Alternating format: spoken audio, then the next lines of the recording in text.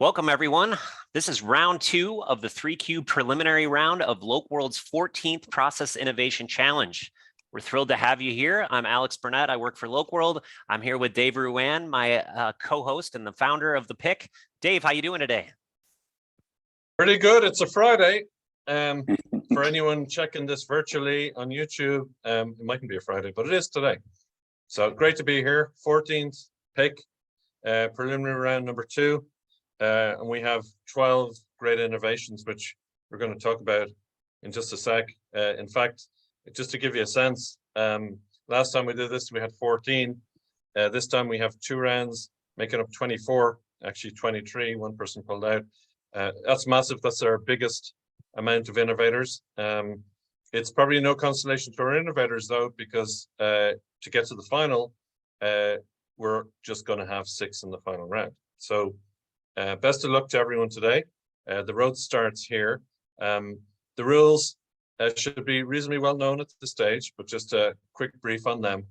It's 3cubed, we call this. Why? 3 minutes, 3 slides, 3 dragons. There you go. Do the math. All right. So really happy to introduce our PIC dragons today for PIC number 14. Julia Tarditi, Head of Global Experience at Qualtrics, is joining us. Hi, Julia. Nice to be here. Thank you so much for the opportunity. Esther Curiel, Globalization Manager at Zoetis Diagnostics, is here. Hey, Esther. Hi, everyone. Thanks, Dave. And Britta Argard, who's Chief Business Officer at Semantics. Hey, Britta. Hello. Hello, everyone. So we have nice dragons, as you can tell, right? Nothing to be afraid of. So what's our order? Well, here you go. First up is going to be Klaus joining us. And then at the very end is Giada. So hopefully, Giada, you're wide awake at the end and ready to pitch. We'll speak to you later on. We'll do my best. Good stuff. Good stuff. So Klaus, if you're ready to go, ready to go, we'll get you going. Lots of familiar names here, which is great, and some new people as well. So it's a really good mix of topics too. Klaus, you're going to talk to us about terminology. The stage is yours. All right, thanks a lot. And you have volunteered to do the clicking because I have quite some animation. So let's jump right in, because I would like to introduce a colleague of mine. If you can jump to the next slide, then you will see Lisa. And Lisa heads a localization department at some company. And she keeps having problems that all the localization department heads actually know, because she keeps getting products. If you do one click, you will see the beautiful product. And then she gets all kinds of names for these products to have to localize. Yeah, perfect. So for example, from the, one department, the development department, they might call this the battery powered HMI, or you might have another department, perfect timing, that might call it the FRC30, or you might have another department that calls it a detachable controller. Or yet another one, you know, the marketing department always wants sexy names, so they call it mobile and even have it registered as a trademark. Localization also, of course, you have different vendors, different translators, so they have all kinds of equivalents for this in German. And last but not least, there is also the user out there, which has to be taken into account nowadays, because people Google, obviously, and we want our content to be found. So how do we now get all this together? Fortunately, if you go to the next slide, please, we have a solution for Lisa. We came up with the following process that, of course, is supported by tools. After all, we're a tools company. So typically, all these stakeholders have their terminology in some sort of a tool. So the developers might have it in JSON files. There might be Excel files, XMLs, TMXs. The SEO people use SEMrush. And what we can actually do is we can bring all these together in an AI platform, or based on large language models. And what we can actually do is we can find in these, let's say, lists of words that come in, we can actually find synonyms. So we cluster them together. If you do one click, yeah. So this is a process innovation in here. We can actually find things that we think, based on large language models and AI, they actually mean the same things, even though they are different words. Then we have to verify that, of course, and that is the second step in the process innovation, that we actually have a platform where you can then run these clusters through and have them be agreed on by all these different stakeholders. And at the end of the game, one more click, then we end up with hopefully a preferred term for this, where every stakeholder says, yeah, I can live with it, that works. And then, of course, how do we get that back out to the individual users? Because, of course, they want it back into their system. And we can do that with our solution. So if you do one click or a couple, we have yet another technology solution in here that can automatically transform all the data into the various target structures that you need. And then we can call all these external APIs and basically bring these agreed upon harmonized terms back into the platforms, be it a PIM, a content management system, an ERP system, I don't know, an authoring control system, a cut tool, whatever the target is, we can bring them all together. And at the end of the day, everybody is happy. And I hope I stayed under 3 minutes. You're perfect. Thanks, Klaus. Thank you. For our first dragon question, let's go to Britta. Unmute myself. Hello, Klaus. Hi, Britta. Hello. Quite a compelling name to say that this is the truth, the single source of truth. Yeah.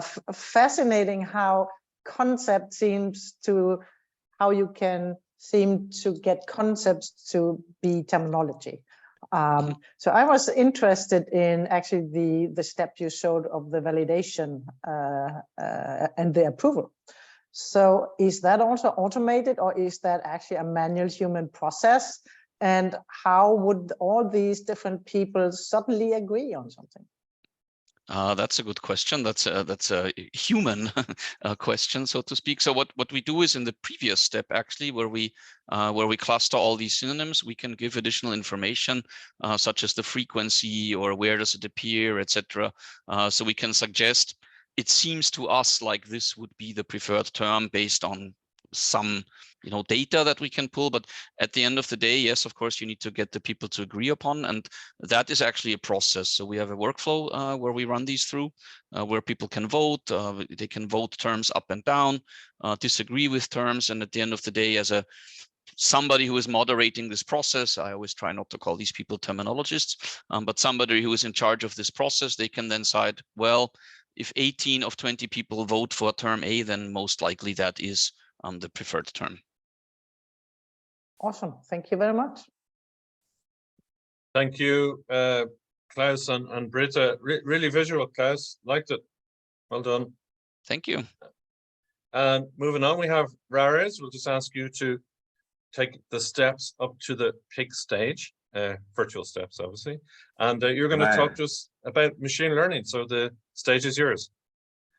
Okay, so we can go to the slides directly. And ladies and gentlemen, esteemed members of the Dragon's Den panel, thank you for giving me the opportunity to present to you today. You can move to the next slide.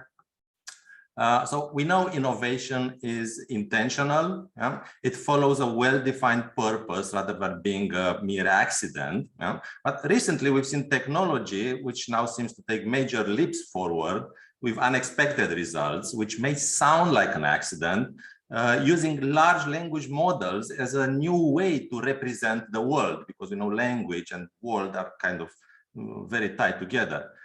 In our technology group, we've spent the past years on a few ideas, eagerly preparing for such advancements to come true, which they now do. So in this proposed session, I'm pitching to you, we will dig deeper and responsibly into the immediate future, exploring the transformative potential of such technology in the coming months. Of course, there are multiple time horizons. So next slide, please, if you may.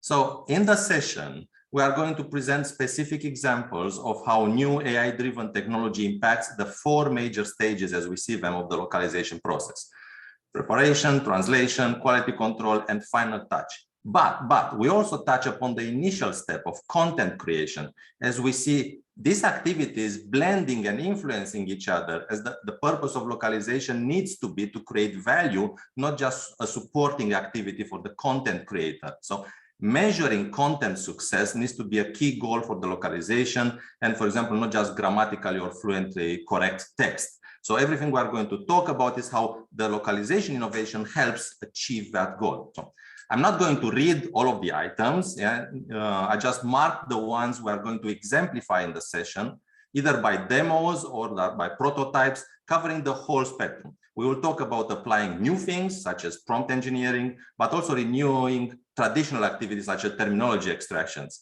And we will show how content understanding can be added or improved, on how automation gets a new life in the hands of non-technical professionals, all in the context of real translation need, not just pure academic concepts.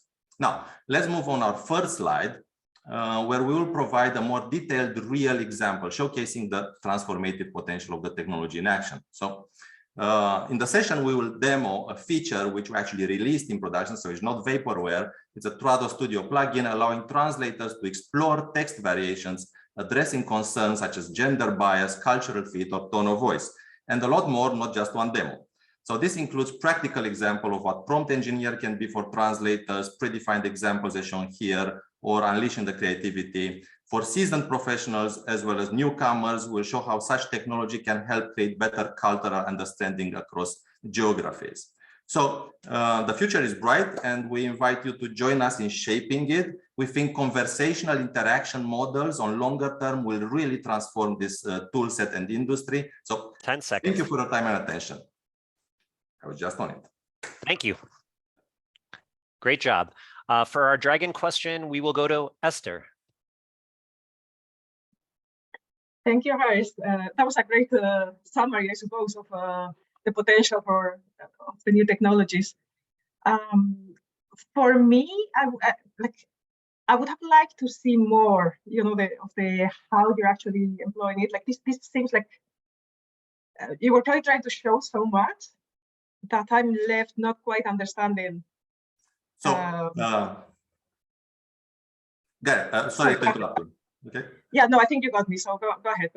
Okay, so the session is T-shaped. Yeah, we want to show a responsible view of all the various touch points where we actually see integration. So we're going to show things which are in our labs right now, but then dig deeper into something actually practical, which we released and did, and how that actually transforms the way a translation professional works in translation. It's not just one source to text. There are multiple variations and knowledge gathering and context and the ability for the translator to explore new variations of what they need to do and to reach multiple audiences. So that's what we're going to show practically, and then also more practically adjacent use cases, the light bulbs I shown there, and some of them will be concepts. So like a T or funnel way with a real life demo and then prototypes and concepts, but all rooted into translation, not just pure, let's use LLMs for that.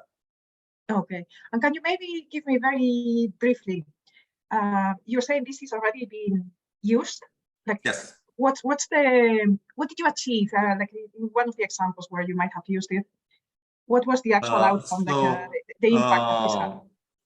Coming from ESG, let's say trend lines, gender bias and audience and cultural fit are the most examples. So we know translators and localization professionals are, let's say, big cultural, let's say, deep embedded into a culture, but sometimes they need a little bit of help of being refreshed. How do I say this in this? What are the variations in this country? So rephrase this translation. For example, we translate into Catalan, but are there any other various ways to say this in Catalan? Because we have several ways to say the same kind of expression. And me as a translator, I need a little bit of help to see the 3 or 4 variations. So it's productivity, really, right? Yeah. It's faster. Yeah, faster and human assistance, human enhanced. It's not replacing the human, it's enhancing the human to give them more to choose from. Yeah, perfect. Thank you. Thank you for having me. Great job. Thanks, Esther. Well done, Raris. And let's move on. So Deborah, will ask you to join us on the PIC stage. Oh, thank you for this opportunity. My name is Deborah Tshimanga. I am a refugee living here in Kenya. I am an interpreter and a translator. Next slide, please.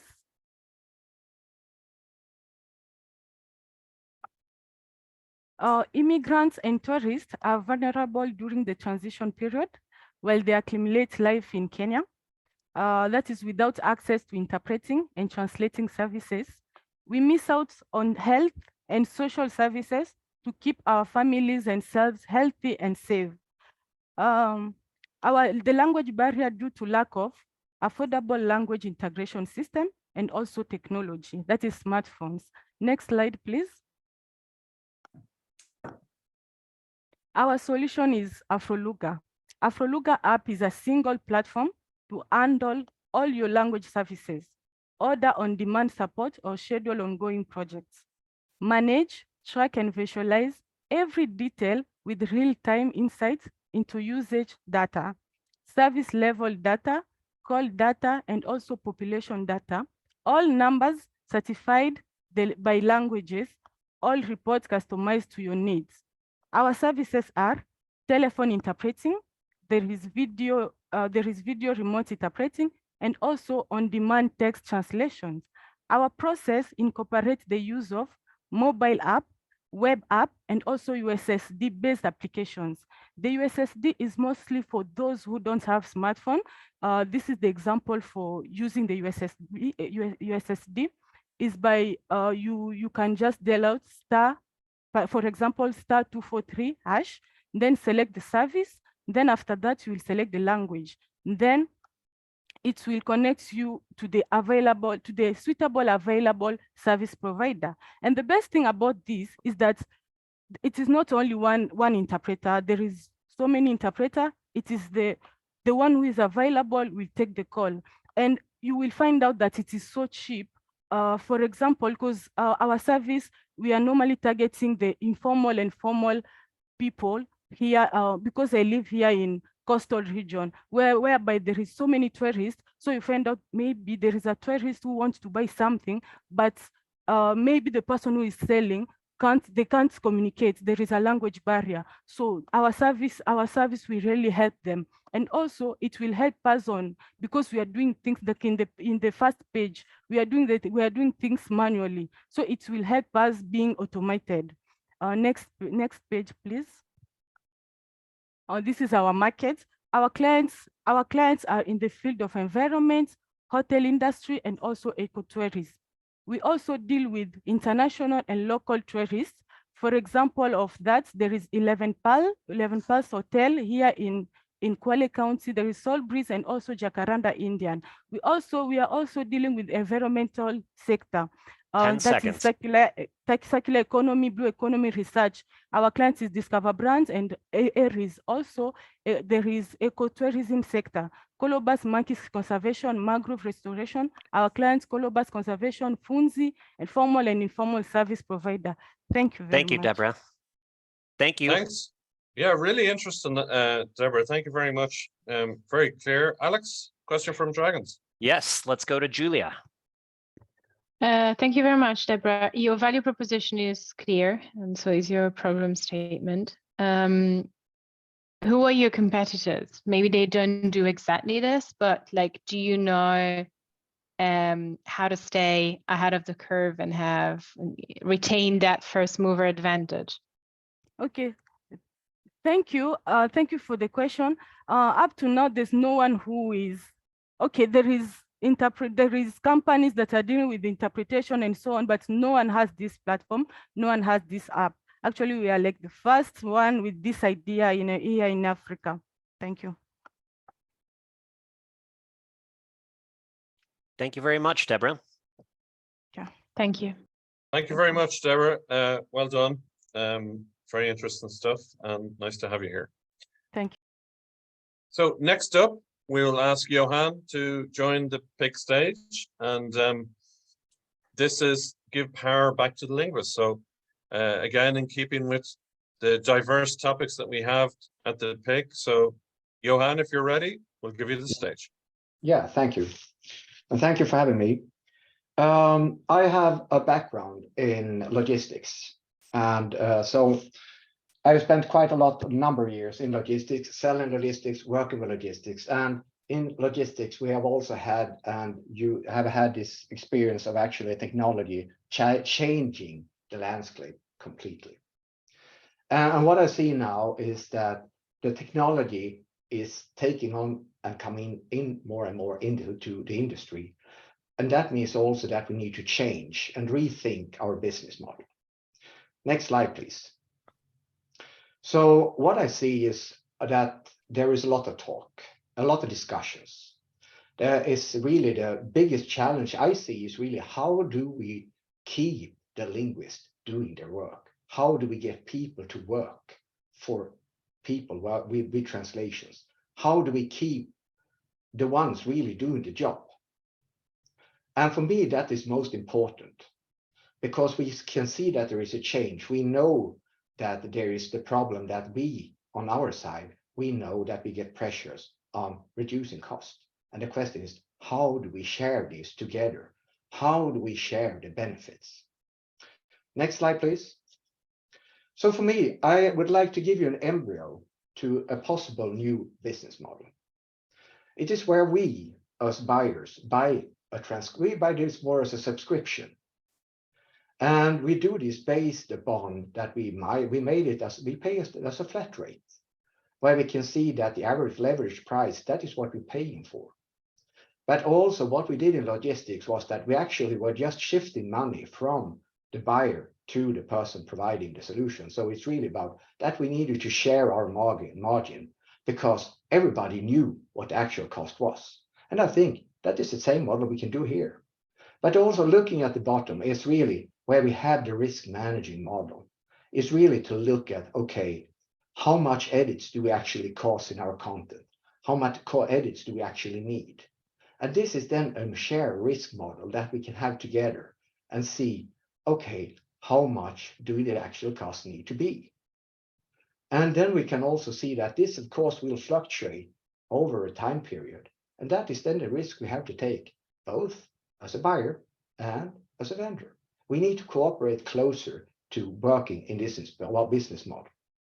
Next slide, please. The only question I have to you is really, do we dare not to change? Thank you. Thank you, Johan. For a question, we will go over to Britta. Thank you very much, Johan. I really like the visionary level you have here on behalf of the whole of the industry, as I can understand. And also great to have that put into a context of logistics. I think that was very explainable. I think you talk a lot about transparency. How far is the transparency actually going? Is it to also actually, you say everybody knows what it costs. Is it to actually share what the cost should be? I would like to say that we share that our partners could share how big is their margin. Because we know somehow the labor cost, we know them in the countries. We know actually how much it would cost us to hire someone somewhere doing the job. So it's more of a less, okay, what is an acceptable, and then it's again, we're coming back to risk. What is an acceptable risk margin? And that would still be something that needs to be negotiated, or don't you think so? Yeah. Between the buyer and the linguist. Yeah, the buyer and of course then we have we probably have an MLV, SLV, whatever in between. That part needs to share their margin and we need to agree upon it. And we need to know that the linguists, they are the ones that get decently paid. And how do you see that's actually implementing? Is that something that there should be kind of a standard around, or how do you see that companies or also SLVs or linguists can actually implement that? What would be the first step? I would see that the first step is I'm taking it now. I don't know how we are going to implement this. We need to make a change. The question, is there someone who dares not to make it? Thank you very much, Brilliant. Johan. Thank you, Britta. Thank you, Johan. Lots of thoughts going through my head, which is normal enough, but democracy and localization. As you said, need to make a start. You heard it here first, folks. Thank you, Johan. Thank you. Good stuff. And next up, Marina, we'll ask you to join the stage. And again, another topic change here. So dynamic LQA is going to be part and parcel. So Marina, over to you. Thank you. Next slide, please. Yeah, so the trigger for the innovation I'm going to present came a few years ago when we switched from the classic SLV-based localization model to a community-based localization model that involved thousands of translators. The animation is broken, by the way, it's not running, but I'll improvise. Yeah, this transition entailed that suddenly we had to run quality evaluations, not on 80 SLVs as before, but on 4,000 individual translators, which was 50 times more. Well, to manage those 80 quality evaluations, we needed 3 linguistic managers. So how many would we need for 4,000? Simple math tells us 150. So we faced the following choice. Either we had to enter the Guinness Book of Record for having the largest linguistic department in the world, or ruin our business, or innovate. And innovate we did.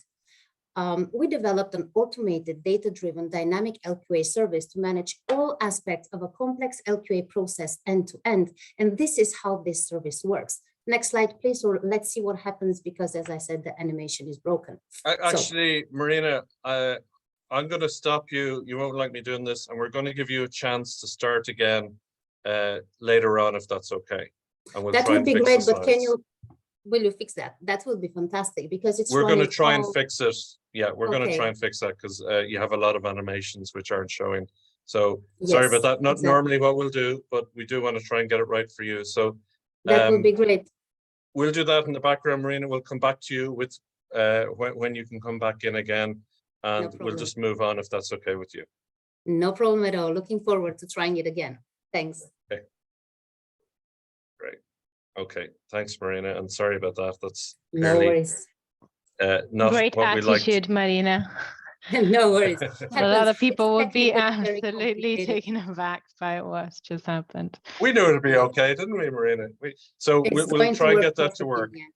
We'll Yeah, try and I get can that to run work. it So from my machine, but let's do it at the end. Yeah, let's just give now the word to might the be a good remaining option. participants. Might be a good option. Yes. So Richard, earlier than expected, we'll ask you to join. You know, I always get nervous when we don't have gremlins doing the pick, because you know, we always expect something to go wrong. Hopefully that's the only one we have, right? So Marina, thank you. We'll get back to you. Richard, are you ready to go? Yes, I am. Over to you. Okay. Imagine a scenario where you have blinded dual forward translations, online reconciliation of those forward translations, back translations, offline quality assurance by subject matter experts who know nothing about CAT tools. In short, that's linguistic validation. It looks like this. What a mess. Okay, now our customer has a BMS, but they need MemoQ to cooperate with it. All the orangish rectangles that you see are interactions between the BMS and MemoQ. Now multiply the process you see there with the project by, for example, 5 documents going into 20 languages, and then multiply it again by numerous concurrent projects. It's going to get pretty crazy complex. There's thousands of transactions. So how do we make sense of that? How do we help the poor hands-on humans who have to deal with it? And how do we automate it? Slide, please. So think of MemoQ as a puppet, and the BMS is the puppeteer, and there are special strings that connect them. They make the MemoQ puppet jump through the right hoops at the right time and deliver the right content back to the right project, which is buried somewhere among thousands of other projects. Our innovative software, which we call the middleware, is these strings. It has a collection of endpoints, and those endpoints listen to the BMS. The middleware then talks to MemoQ, and they make the magic happen. We had 4 big challenges. How to get MemoQ to create back translation projects when there's no built-in functionality to do that. How to treat projects comprising multiple documents that don't have the same workflow criteria.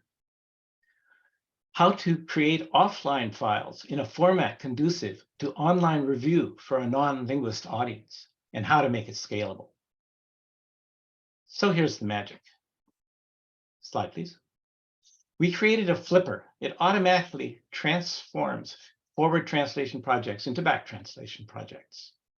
We figured out how to automatically and granularly track every version of every document throughout the whole workflows.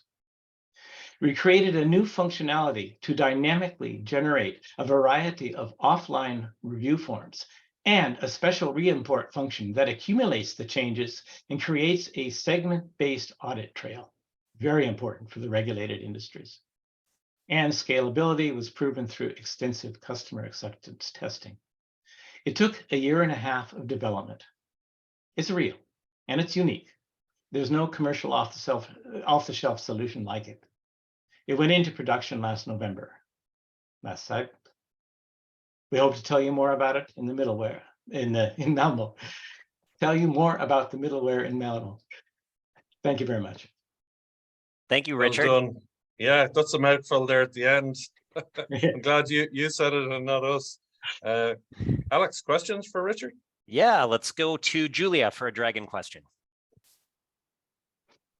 Hi, Richard. Thank you very much for your presentation. How many personas does this have? We talked about the BMS, but like, are there any other typical users or user types? Yeah, okay. At our customer is a linguistic validation company. They do clinical trials. They have a number of project managers who set up the project. They do the intake from their customers and they set up the projects. And then the project runs.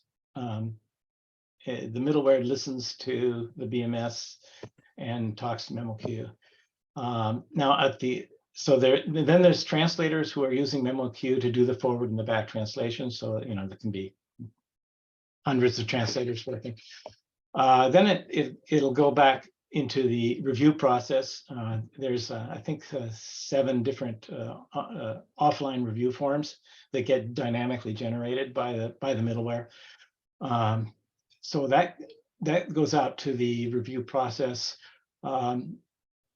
My favorite of those is what they call a cognitive review, which is kind of like a focus group where there's an interviewer and then there are interviewees who are local native language speakers, and they're asked to react to the texts. And the whole idea is that the meaning of the text, they react to the meaning of the text and in the way that the source language author intends. So in the whole process, it would depend on how many languages and how, and so there's going to be hundreds of, up to hundreds, I would say, of interviewers or actors in the entire process. Did that answer your question? Yeah, thank you very much. Sure. Great, thank you, Richard and Julia. And I'm just wondering, Marina, are you brave to go again? We'll see if we can get you back on stage and cross our fingers. Sure, I can do it as many times as you want. Can you see me? Yeah. Shall I present from my computer or? Let's try here one more time and then, you know, let's just keep those fingers crossed, as the fellow says, and let's give you the stage once more, Marina. Okay, let's try it again. Well, as I already said, yeah, the trigger for this innovation, let's move to the next slide and see whether it works. So the trigger for this innovation came a few years ago when we switched from the classic SLV-based localization model to a community-based localization model involving thousands of translators, and yay, it works. So this transition entailed that suddenly we had to switch from running quality evaluation on about 80 SLVs, so 80 LQAs, to 4,000 LQAs. And this is 50 times more. So for 80 LQAs, we needed 3 linguistic managers. How many would we need for 4,000? Simple math tells us 150. So we faced the choice to either enter the Guinness Book of Records for having the largest linguistic department in the world, or ruin the business, or innovate. And innovate we did. We developed an automated data-driven dynamic LQA service to manage all aspects of a very complex LQA process end to end. And this is how it works. It all starts with translator data. We gather previous LQA scores, quality trends, length of experience, and so on. The service calculates the risk and schedules the start of the next LQA review. For an excellent translator, the start would be in 2 months, for an average in a week, and for newcomers and underperforming translators, the start is immediate. When this scheduled date arrives, then the LQA service begins routing the completed translation jobs to reviewers. It knows how to select the right jobs. Too big jobs are poof, discarded, for example. It also knows to whom to show the jobs. For instance, if we have reviewers who also work as translators, they wouldn't see their own translations to prevent them from evaluating their own work. And when the required sample has been reviewed, the cycle stops and the new score is calculated. Now, based on the new score and previous data, the service schedules the start of the next LQA review and the whole cycle starts again. Additionally, it feeds data into the next business workflow, such as promotion, demotions, or RCA. It also sends emails to translators, informing them about their newest quality, their trend, action items, and directs translators to a very detailed report with all the issues logged and commented. Translators review the reports, agree or disagree, and trigger arbitration. Additionally, the service can detect block cycles, tracks process, and reminds reviewers to deliver on time. Well, with this innovation, we did miss on our chance to get into the Guinness Book of Records, but we managed to successfully manage individually the quality of 4,000 translators and remain faithful to our creed, which is no to manual touch points, yes to the human touch. So going back to the original question at the start, how many linguistic managers do we need now for 4,000 reviews? With the LQA service, it's 1. And what does she do? She talks to translators, supports the linguists, and brings the human touch. Thank you very much. I'm so happy it worked. Well done, Thank you, Marina. Yeah, and thanks for your patience with us there. Obviously, the animations were a key part of this. So yes. Well done, and thanks again. Alex, questions? Yeah, let's go to Esther for the question.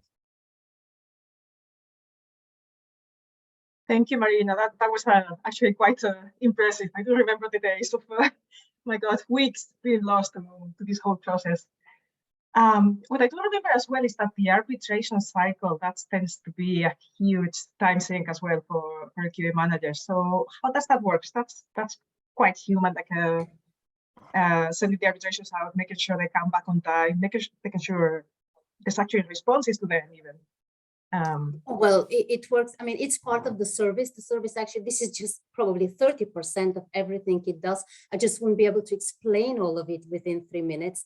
But the arbitration cycle, this is also part of the service. Translators can go review their report. They click on a button, they request arbitration, which generates a job, which first goes to the translator. The translator provides rebuttal. Then when the rebuttal is completed, it goes to the reviewers. Now, there is a trick because the jobs are scattered. Different reviewers could have reviewed the jobs that were part of the same cycle. So we need to know to whom, which were the reviewers who reviewed. So if there was one reviewer, it's obvious. The service assigns to the reviewer. If it's multiple, then to the one who reviewed most. If there are too many, then to the so-called language owner, who is like the top specialist for that language, like the owner of the quality, the trainer for the community. And then when the response to the rebuttal is provided, it goes to that one linguistic manager that you see here, who provides the arbitration. And it's automated. There are the service monitors the progress. So when deadlines are approaching, there is an email generated deadline is coming.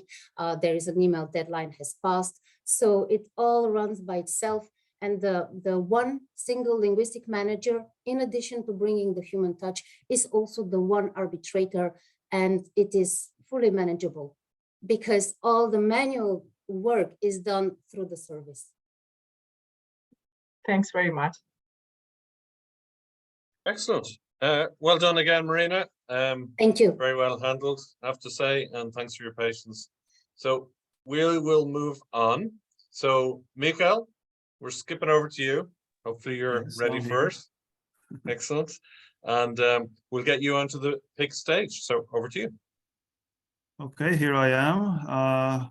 Hello, everyone. My name is Michal, and I'm here to talk to you about machine translation post-editing. Can we go to the next slide, please? Machine translation post-editing, as you know, is this relatively new job description in the translation industry, but it has a bit of a mixed reputation because translators don't really like doing it. It has a reputation for being sort of repetitive and boring and not very creative. And I have a few friends myself who work as translators, and they're telling me that when they are post-editing, they're basically just making the same kinds of changes again and again. Things like changing genders from masculine to feminine and changing the forms of address from formal to informal and things like that. So every time I see something that humans find boring to do, I think, can we automate it? So can we go to the next slide, please? I started developing a technology that can automatically pre-generate edits of the types that occur frequently in post-editing and suggest them to the human post-editor, who is then free to, either accept them or reject them with just one click. So when you're post-editing a machine-translated text, you go segment by segment. And for each segment, the tool offers you pre-generated variants or variations of the translated segment, which you can either accept simply by clicking on them, or you can completely ignore all of them if you want to, or you can accept one of them and then sort of post-edit it further as normal and so on. And the kinds of suggestions you get from this technology are, first of all, variations in gender, then you get variations in the forms of address, and also I'm working on automatically pre-generating variations in word order and replacing words with their synonyms. So you see how this is taking the computer-aided way of working, which we all know from CAT tools, but applying it to post-editing instead. I mean, MT post-editing has been with us for some time now, but until now it's been mostly a manual job, and I think it's time to bring some automation into it, some kind of computer-aided automation. So if we can go to the next slide again now, please. Now, in addition to this segment-by-segment workflow, the same technology can also be used as a global setting for the entire text. So you can tell the tool, for example, that you want to take the output of machine translation and rewrite everything from, let's say, male gender to female gender and so on. So this is basically a form of MT customization. So I've built a demo website, cape.mt, where you can try it out. CAPE stands for computer-aided post-editing. I have this working reasonably well for one language pair, English to German. I'm working on a couple of other language pairs, and I'm hoping to start offering this as an API soon. So I hope that you like this innovation of mine, and I hope that it's going to make a lot of post-editors happy. Thank you very much. For a dragon question, we'll go over to Esther. Thanks very much, Michal. I was going to ask you who the intended audience for Easy is, and I was assuming it would be freelancers, translators, kind of working outside of a CAT tool in this, but you just mentioned you're planning on having an API, so I suppose in future you see this working as part of the standard workflow a company might have within their chosen TMS and so on. Is that correct? That's exactly correct. Yeah, my ideal direction in which this could go is that lots of different providers who have their own translation management platforms would use this API to integrate this functionality into their own translation management systems as a feature, something which is available to people when they're post-editing. Mm-hmm.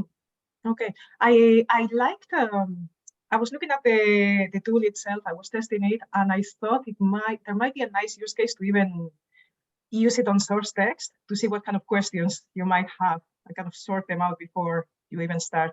Just a thought in there. There might be. I see. As yeah, okay, that's something that hadn't occurred to me before, but that's a possible use case too. Yeah, I suppose. And yet another possible use case is the thing that I was mentioning towards the end, where you apply the same setting to the entire text, which is basically a cheap form of MT customization. Yeah. Mm-hmm. So yeah, the use cases are multiple, I suppose. Yes. Thanks very much.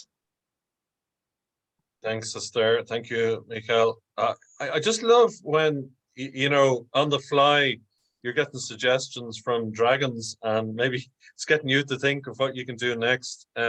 For us, that's what this is all about. You know, it's having conversations with people and getting input, and maybe moving your innovation in directions that you hadn't thought about or feel could be interesting.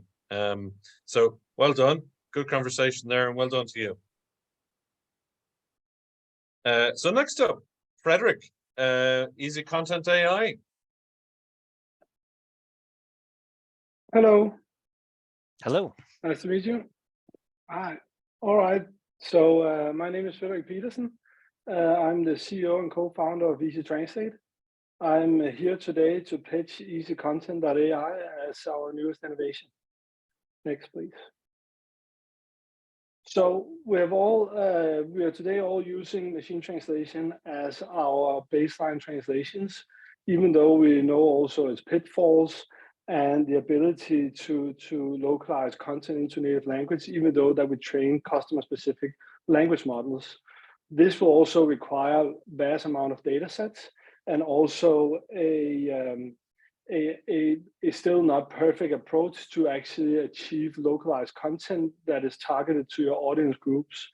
This made us actually think about, are we in a situation where we need to rethink the whole kind of translation process? Next, please.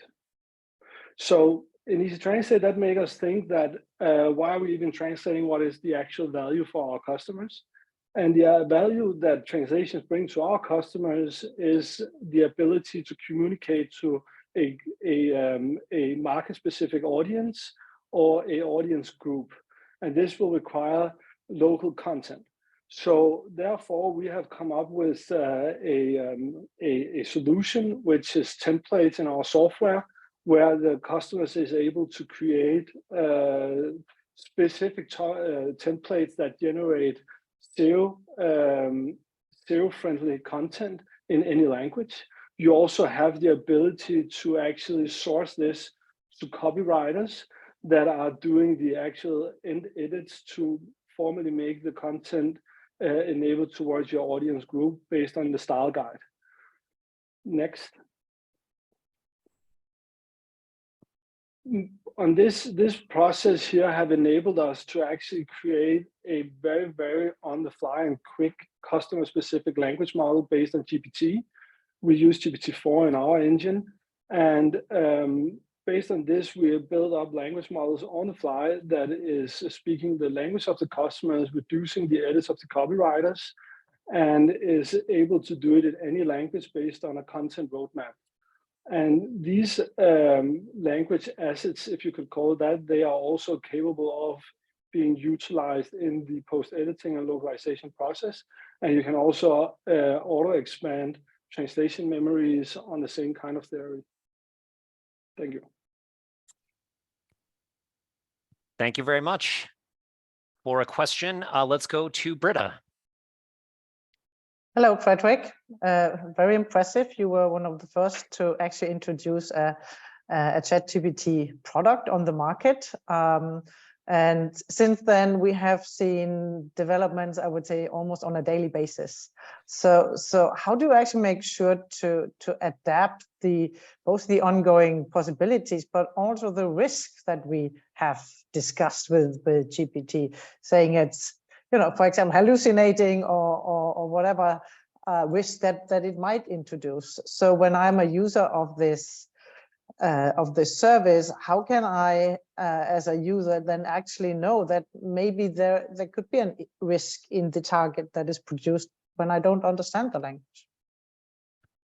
Yeah, so that's why we. I think that there's multiple questions in that one. So first of all, what we have built here is basically a way to create content based on AI and sourcing it to copywriters that is doing fact checks and checks for hallucinations, but also customizing the content towards the customer specific goals, style guides, etc. So our software in general, how it works is that it's a transparent marketplace where you only pay the fees of the freelancers. So we don't earn money on any of those transactions. But this here is also where we see the added value. So if you compare this to, because I mean, ChatGPT is free, so generative content is not an innovation by itself. The innovation here lays within creating enterprise workflows that can actually be used to create, you know, loads of content. We've generated more than 1 million words, and being able to also do that in a quality manner that is equal to if you, for instance, have translated it. And as you all know, there is a general issue also in the industry is that if you get garbage in, you also get garbage out. And by actually moving, you know, the whole kind of content lifecycle process onto the content creation process, you also have the ability to influence on this parameter as well. It's very, very interesting. Thank you very much, Frederik. Thank you. Thank you, Britta and Frederik. Really interesting stuff. I like what you're saying there. It sounds like there's a new road which we can drive on, and you're just creating the vehicle to drive on this new road. Well done. Thank you. Thanks, Frederik. Alon, we'll ask you to join the stage, and we're sticking with the theme of AI, folks. So get ready for more driving down that road. Alon. Okay, thank you. So the innovation I'm going to be telling you about today is an application called Instant AI-Driven Intelligent MT Selection, and I'm the VP of Language Technologies at Unbabel. So next slide, please. All right, so the innovation that I'm telling you about here is enabled and empowered by really new groundbreaking translation quality technology that we've been developing here at Unbabel over the last couple of years.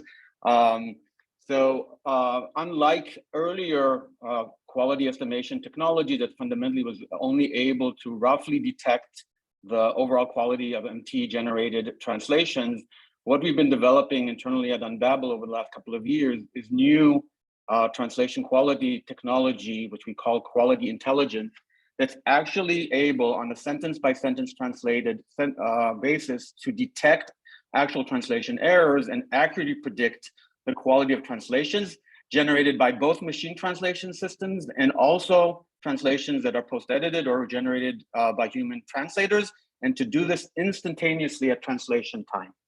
So fundamentally, this technology is based on pre-trained LLMs, and these AI models are specifically trained to detect errors and score translations, and they're trained using proprietary human annotated translation error data that is annotated according to a schema called MQM that many of you probably have heard about and can read about offline.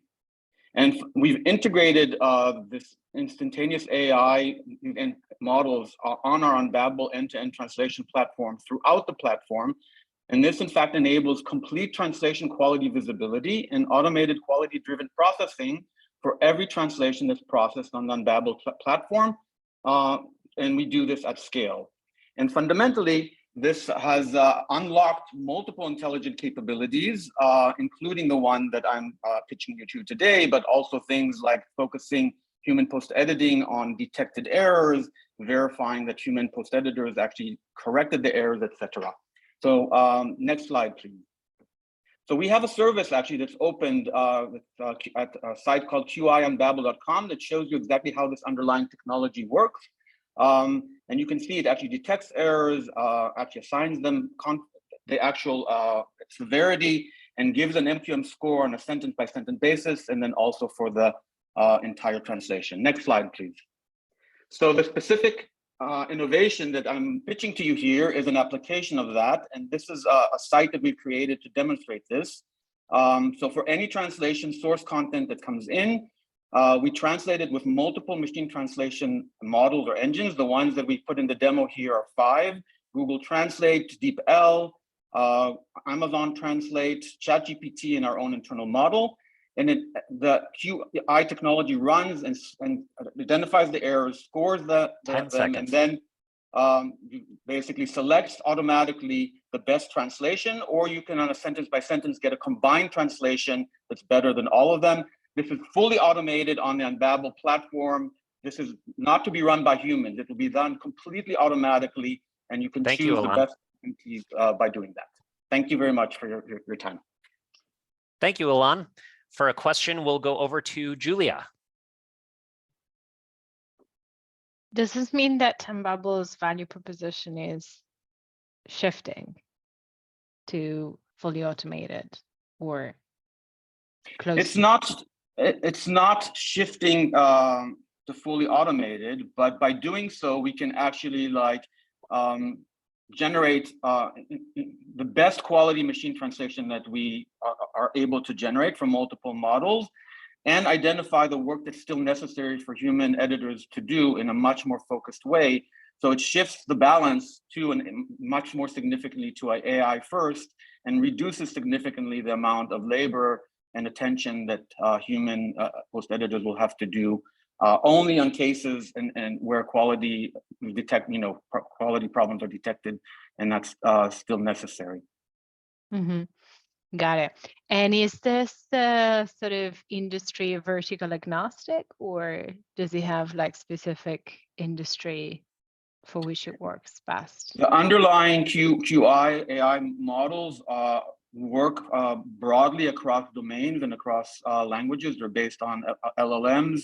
They're behind an API. The LLMs we've worked with, the models that we have so far have largely been on smaller LLMs free ChatGPT, but we actually have a prototype version now where we have a model behind the API that's trained based on GPT-3 and GPT-4, and getting amazing results. And basically that's actually visible through the prototypes that are on these demo sites that I provided. Great. Thank you very much. My pleasure. Great stuff. Thank you, Julia. Thank you, Ilan. Yeah, so you handled a tough question there well, Ilan. Well done. And that's more AI for us, folks. Well, not sure if our next speaker is going to mention AI. Maybe. Bruno, do you want to join us on the pick stage? Absolutely. Hello, everyone from Toronto. And I would like my first slide, please. Did you know blackbirds are migratory birds, literally connecting vast ecosystems, flying between Europe and Africa and connecting North and South America? Blackbird.io also connects ecosystems. It can connect any system or application with an API, including content management systems, translation management systems, CAT tools, large language model APIs, business management systems and productivity tools, communication apps like Slack, marketing automation platforms, cloud storage, and machine translation services. Next slide, please. Now, I would like to talk about a specific opportunity and actual process innovation that is the subject of this presentation. This opportunity is to leverage web analytics data and key performance indicators to drive our workflows. Let's look at the workflow illustration on the right side. We can start with a CMS publishing content suitable for an empty-first approach. Here we use Zendesk that creates knowledge article content. We apply machine translation immediately as a next step and push back the translated content to Zendesk. The next step in our process is a delay operator.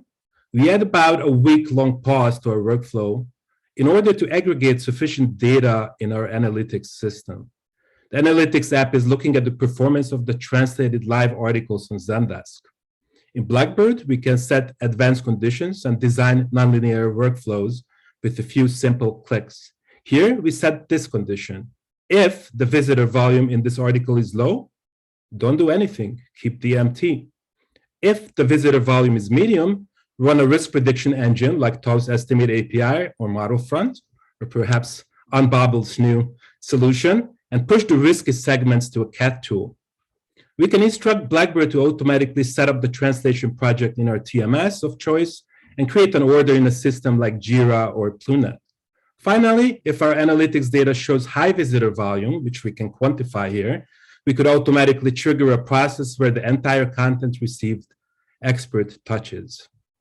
Next slide, please. With Blackbird, we can access all the API endpoints of apps. In the second example, we instructed to look at conversion rate data in the analytics application. Having analytics KPIs determine the best workflow has been mainstream practice in digital marketing and content operations, but it's a new approach and opportunity in the language industry. To do this, we need not just high-performing machine translation engines and risk prediction tools, but an orchestration platform like Blackbird. The opportunity is not just technology or process innovation, but business model innovation too. Blackbird is a live platform, ready and available for commercial use. My name is Bruno Bitter, and we will be exhibiting next month at LocWorld. Thank you. Thank you, Bruno. For a question, let's go to Britta. Well, thank you very much, Bruno, and I certainly like the LangOps part in this. So it seems that you are proposing to take away a little bit the black box element here of MT. Is this a way of suggesting maybe also new, what could we call, quality framework? So that is maybe business impact rather than subjective preference. And my question would really be, could you define any type of metrics to be applied here? Yes, let me start with the last part of your question. That's the easier answer, because the answer is yes, we can access any API, so we can look at any metrics that is meaningful or relevant for our process. Here I showed two examples. We could look at, traffic data like visitor volume or conversion rates, but we can look at bounce rate, anything that makes sense in a given context. Now the first part, and here it might be meaningful to mention that I spent 10 years in digital marketing, very much focused on content operations. And I have seen this departure from just looking at what looks cool or what's beautiful or what's high quality as defined by art directors and creative directors, and start looking at what Google Analytics tells us, what works well. And we would want to do more of what worked, and we would recognize what didn't work out too well and then change the process. And this is now an opportunity in our industry to not just look at quality, which we should of course look at, but we could also start looking at performance and see what yields good outcomes and do this without overhead. We could do this in an automated way, basically with zero cost, which also offers lots of opportunities for upselling and redefining what the value proposition is from agencies, right? They could all move up the food chain, so to speak, and start saying that we'll monitor everything, we'll look at quality and performance, and if there's anything that is not perfect in that performance, we have the tools, the experts to fix it, be it translation, transcreation, SEO, or anything else. Very compelling framework. Thank you very much, Bruno. Thank you. Thank you, Britta. Thank you, Bruno. Super interesting stuff there. There's a real flavor of quality control, isn't there, today? And thank you very much for pitching there. And we're into the last sixth, folks. So thank you, Oriel, for your patience. We'll ask you to join the stage. And translation quality, once again. Oriel. Thank you. Hello, everyone. I'm Oriel Kumpany, the localization coordinator at Wallapop. Next slide, please. To start off, I'm giving you some context on the company. Maybe you don't know it. Wallapop is the leading second-hand free marketplace in Spain, and we have over 15 million users with more than 180 million listings. That in Spain is about 500,000 listings per day, which is a lot of content to work with. And next slide, please. We were born in 2013. Then 2 years ago, we opened the Italian market. And last October in 2022, we launched the Portuguese market. Next slide, please. So this year, we thought it was about time to start focusing on quality. And to do so, we implemented some frameworks and measures to ensure the quality of our content was high and everything was faithful to the original. But next, please. As you can see on the right-hand side, well, it should be an animation. We are also translating the user-generated content, which is the item descriptions and item titles. And so we thought, what should we do with this content? And well, next, please. We also want to ensure the quality of these translations, not just for the sake of it, but also because it would have a great impact in business, because our catalog indexing would really improve, and our user journey would be much smoother and also painless. Next, please. So while we were in this working on this project, we found that there were some typologies of problems, mistranslations, as in the case of camiseta being translated, inconsistency, as the case of camiseta being translated as jersey, maglietta, maglia in Italian.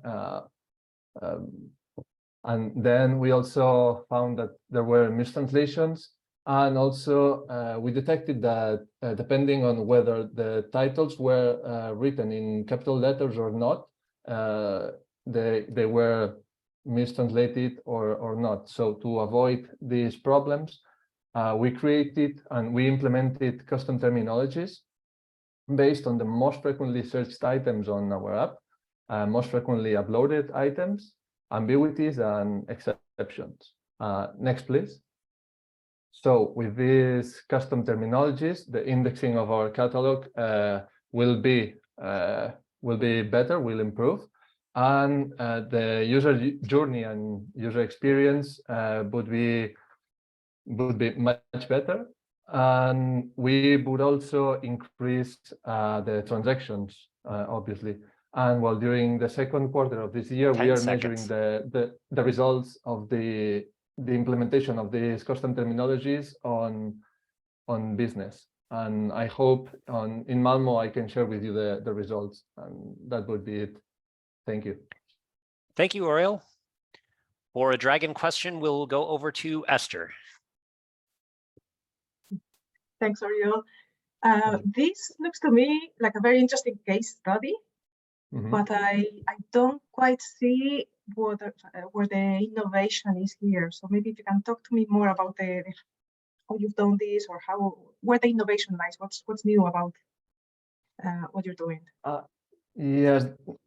The thing is with the context, because as I told you before, we have a massive amount of content, of live content every day that we could not review manually. So we're doing it with machine translation, and to ensure that it's quality translations, we work together with our backends, also with analytics, project managers, all together, just to know which are the terms that we have to ensure are correctly translated, just to make our users to give our users the best experience possible, and of course to increase transactions. I don't know if that answers your question. Okay, so rather than perhaps extracting terminology in the traditional ways, you're kind of finding the terminology or mining it in different manners, you know? Is that it? Yes, that's it, because otherwise, well,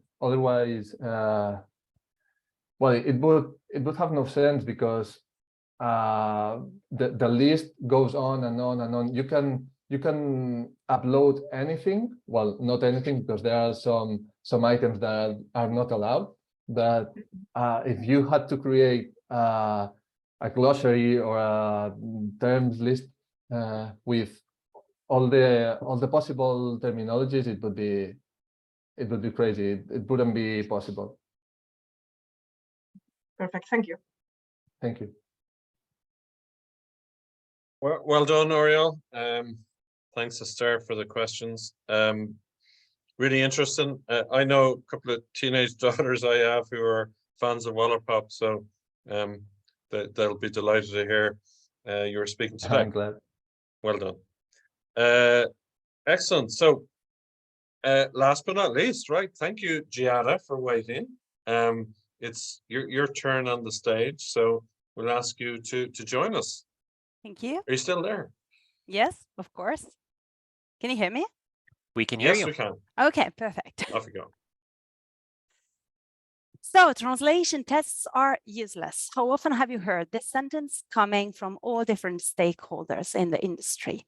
Now, testing is a big investment for everybody, and the result is mostly collective frustration. Translators get frustrated, vendor managers get frustrated, PMs get frustrated, clients ultimately get frustrated. This is the experience of Creative Words. We are a fast-growing boutique agency, and we felt the pain of investing time and energy in testing processes that often failed to identify reliable translators. The data you see here date back to 2021. That's when we had our wow moment, and we realized we were spending 0.5% of our turnover in testing translators. Yet, 39% of the people who passed the test never met our reliability threshold. The truth is that tests are mostly good to tell what is very promising and what is terrible. They do sort of a macro level scanning. Now, this is the point where I should say I have the solution for improving the quality of testing. Sorry to disappoint you, I don't. But I do have a proposal for making tests leaner, more efficient, self-paced, and hopefully less frustrating for the people involved. The idea is what we call Recruitment 2.0. It happens on a self-developed platform that leverages BERT score to assess the linguistic quality of test translations.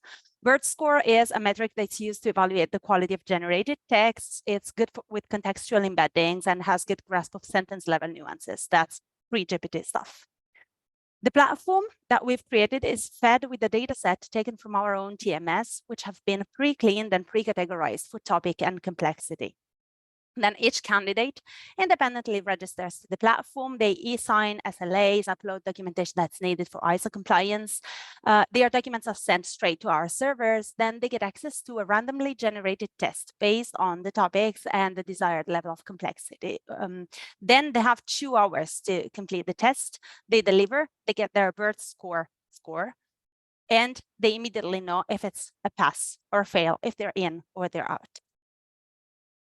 Labor cost is cut dramatically. Time to result is shorter, therefore scalability is higher. The bias, depending on the profile of the vendor being tested, is reduced, and vendor managers can invest their time on more added value tasks, like workflow, improving their involvement in workflows, or having a more direct contact with them. Now, I hear it coming. What about the quality? We said the tests are for the macro level scanning, and basically so is Recruitment 2.0. We did a pilot project with 70 tests. We reviewed them with human LQA and with BERT score, and then we compared the rankings. You'll see a picture. You won't see the data, but the green ones are the positions where the rankings were exactly the same. I think it speaks for itself. Thank you. Thank you very much, Giada. Our question will come from Britta. Thank you very much, Giada. I think this is a really great example how to solve a real life problem. I think that many of us can relate to. But the question is really, I think you touched a little bit upon it in the end. How adaptable is that model? So is it more for first screening, or can it also be leveraged to kind of produce, let's say, highly specialized test samples, so that, I mean, that you can actually see, I want a very, very specific specialized translator. And if this is AI based, let's imagine that there is a linguist that is maybe off the TM, but actually produces a great creative output.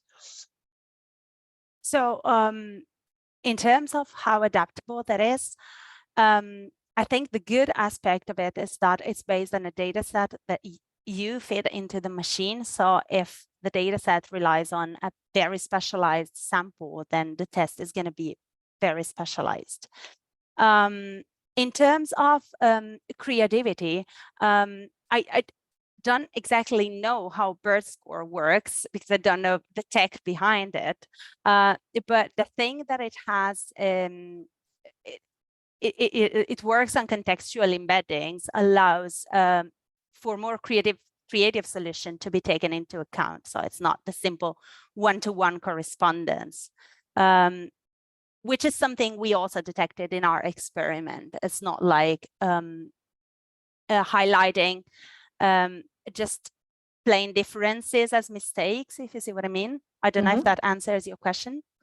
It absolutely does. Thank you very much. Thank you. Well, thank you, Britta. Well done, Giada. Wrapping us up. It's a Friday afternoon, folks, in Italy, right? And where you are, hopefully it's not getting too late. Thank you to all innovators. That was really great. We've kind of stuck to our time promise as well. There's everyone who spoke, right? Anyone who was around yesterday, we had another 11 innovators. So by the way, Alex, right? These can be viewed on YouTube. Correct. Certainly day 1 and day 2 a little bit later today. Exactly. And just to say, we will go into the difficult process of deliberating with our judges now. We will be notifying our innovators next Friday and aim to publish Tuesday, May 9th. I think this is going to be the toughest deliberations we've ever had. Thanks all of our innovators for the time and effort put in. Dave, a final word? Yeah, just a quick one for anyone who can stay. I know it's, the time is the time on a Friday. Thank you to Multilingual. They're supporting us in this venture as well. So there will be some prize work coming from them for folks in the final round. And where are we all going? Well, you should know, right? It's Malmö. I'm probably going to get that pronunciation wrong. Hopefully, Britta will correct me if it is. A little bit, but I mean, no matter what you do, you would always have this Irish accent. So I think it's... Not losing it. No way. Thanks, Britta. So we'll hopefully see you all there, if not in the final. But really, big thank you. This has been our biggest yet. Alex and I have, enjoyed preparing for this. Look forward to the next stage. The Dragons have a tough task, Alex. Absolutely. And keep an eye on the PIC website for updates and for that final running order. And we'll ask our Dragons if they have 2 minutes left, if they can stay with us. If not, it's fine. We can follow up with you on email. But thanks, everybody. We really appreciate your time. Thank you, everybody. Have a great weekend.